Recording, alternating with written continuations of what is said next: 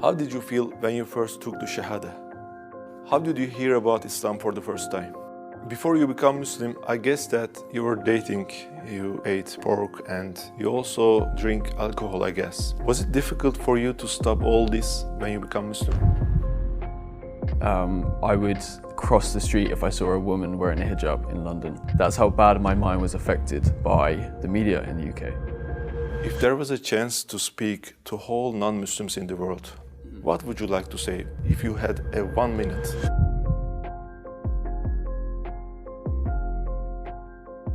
Who is Jay? Sure. I'm Jay, I'm from the UK. I'm 25 from a tiny town in the southwest of England. I'm a travel blogger and I share my journey of traveling all over the world on my YouTube channel.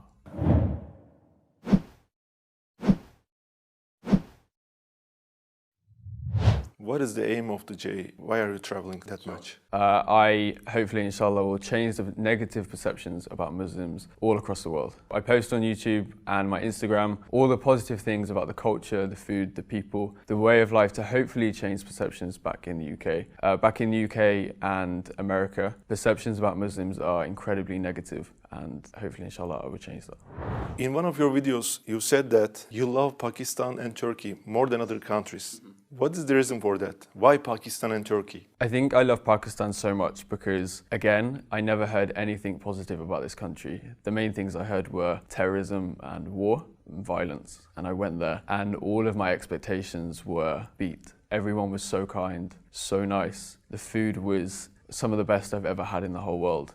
And I felt such genuine love from these people. And the same with Turkey. Those two countries are my favourite because of the people, the food and the culture. I could talk about the mosques. I love the mosques here. I feel incredible here. And I took my Shahada in the Süleymaniye Mosque in Istanbul. MashaAllah. So I think that's why I have such a connection to these two countries, especially Turkey, because Istanbul changed my life. It's where I took my Shahada, it's where I made the best decision of my life. Instead of eating cornflakes in United States or United Kingdom, yes, you prefer to eat kebab in Turkey. Yes, evet.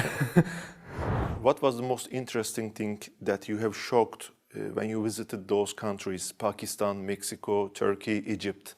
Start with Mexico, right? Sure. Mexico is completely different to any of the other countries I've been to.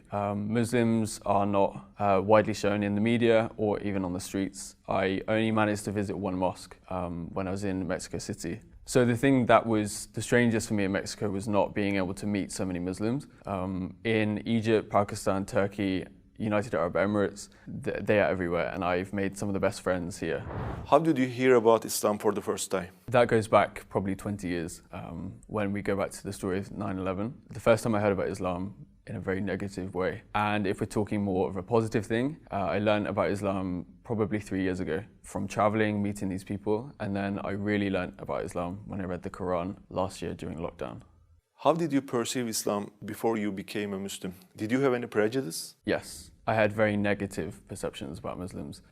Especially, there was many attacks in the UK from extremists. And the media has a very good way of making that stereotype to 2 billion people when it's just a handful of bad people making those choices. I would cross the street if I saw a woman wearing a hijab in London. That's how bad my mind was affected by the media in the UK because I didn't give myself the opportunity to really learn what Islam was about. And thankfully over the past 3 years I've really learned and discovered exactly what Islam is, and that's the religion of peace. What was the thing that made you interested in Islam? Originally, it was meeting the people when I travelled.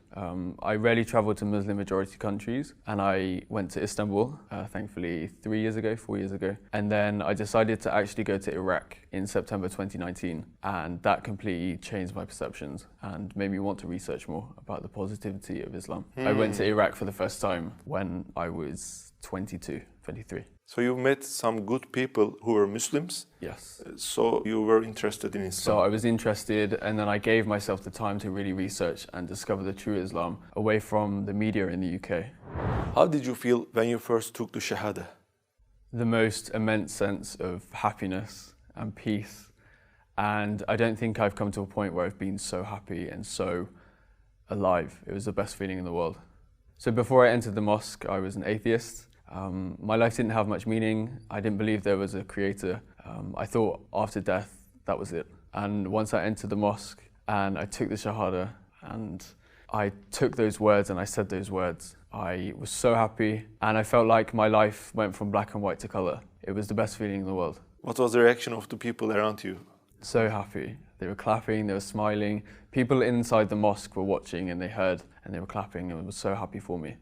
What was the reaction, especially your family, your mom, your dad, your sister, your brother? Thankfully, I have the most supportive family and supportive friends in the world. So I told my sister first, originally. So I actually opened Snapchat. I was currently in Istanbul and I just directly messaged my sister first. I said I became Muslim and her reaction was so good. She then FaceTimed me and showed her elated happiness for me. I just can't understand why she's doing this. It's not a good, positive thing for them because the image of Islam is not good for them, I think. It's not good. So what's the reason that she becomes happy? Because she's seen my work, she's seen who I've met and she's heard my stories. And now I've taught them not to realise that the media is wrong. Like, the media is so wrong. They've now learnt to take my videos, my stories and my ideas as the truth rather than the media.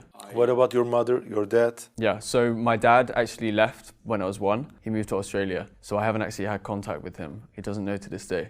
But my mum, I called her and I told her over the phone. I actually made a video about that and her reaction. It took me 3 times to actually call her and for her to pick up, and my nerves were... You couldn't say. I was struggling so hard, but I told her, and her exact words were something along the lines of, I'm smiling like a Cheshire cat, and Cheshire cats are very much known to be always happy, always chirpy, always funny, and that was her exact words actually, I'm smiling like a Cheshire cat. And from that day onwards, I have never had a bad word said. I've never had a bad idea said about Islam to me, and I'm very grateful that my friends and family were so happy and are still with me to this day, because it would have made my journey a lot harder if I didn't have them by my side with me. In Islam, we have to pray, we have to fast during Ramadan, and we have some other things. Did any of them seem difficult to you before you become Muslim? Yes, they all seemed incredibly overwhelming.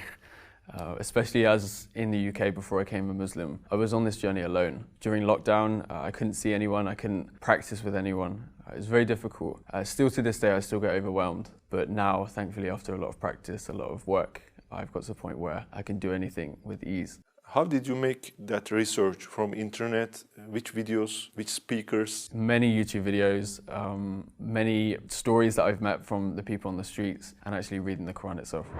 Can I ask this question? If it's private, just pass it. Your family are atheists, so you're Muslim. What do you feel about them? Are you praying that they become Muslim someday? Are you telling the truths of Islam to them? Of course I am. Every single day I'm talking to my family. I wish though one day I could talk to my dad about the journey I've been on and talk to him about Islam and the real Islam, because I'm scared he still has perception about Islam, and one day I hope to change that. And I know thousands of people will watch this episode, and I hope they pray for my friends and family to hopefully find the beautiful journey of Islam one day in their life.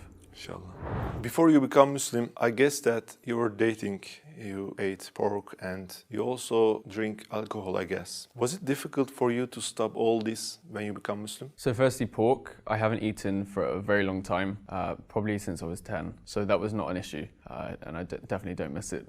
Dating, I haven't had a girlfriend since I was 17. So dating for me doesn't work. Also, I don't have the time when I'm traveling. So even if I wanted to do it, I couldn't.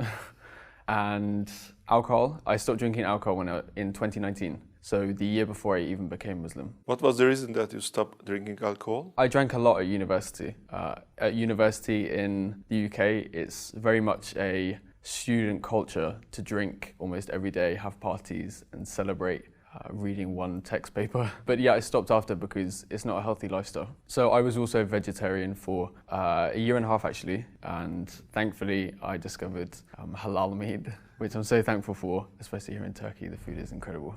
You have a YouTube account and Instagram account, and you're popular. I guess that you have messages who wants to date with you. Am I right? Yes, every single day. What is your reaction to them? I don't reply, or I block, because people shouldn't be asking me that. And I also get messages from women and girls' mums, emails and Instagram messages and comments on YouTube asking me to marry their daughter, and I definitely do not reply to them.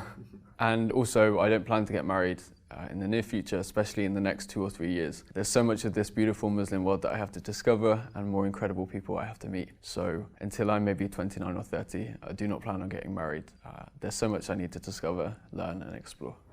Why didn't you stay as an atheist and need to do some research about Islam? Sure. I'm a very inquisitive person. I think that's why I travel and that's why I want to learn. I had time and I studied international journalism for my master's degree, and I learned about the media and how they were completely wrong about Islam, and of course I took my inquisitiveness. So I've always been a very inquisitive person, someone always eager to learn about cultures, people, language all around the world. And during the coronavirus pandemic, I had a lot of time and I decided to put that time to good use and discover what makes the people I meet so kind, so loving and so peaceful. And that all came back to Islam. And that's when I decided to read the Quran, watch YouTube videos, learn more about Prophet Muhammad, peace be upon him, and everyone else. And it's been amazing. Who is Muhammad alayhi salatu wasalam for you?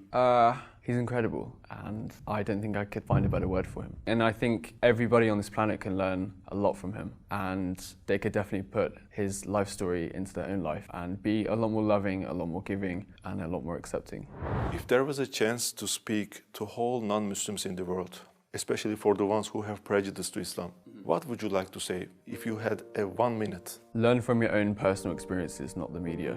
Travel the world, travel to Muslim majority countries, and give yourself the opportunity and the time to speak to Muslims and learn about their journey, their stories and their life, because I promise it will never be what the media says. And also when you travel around the world and if you see any kind of negativity, just know that Islam is perfect and Muslims are not.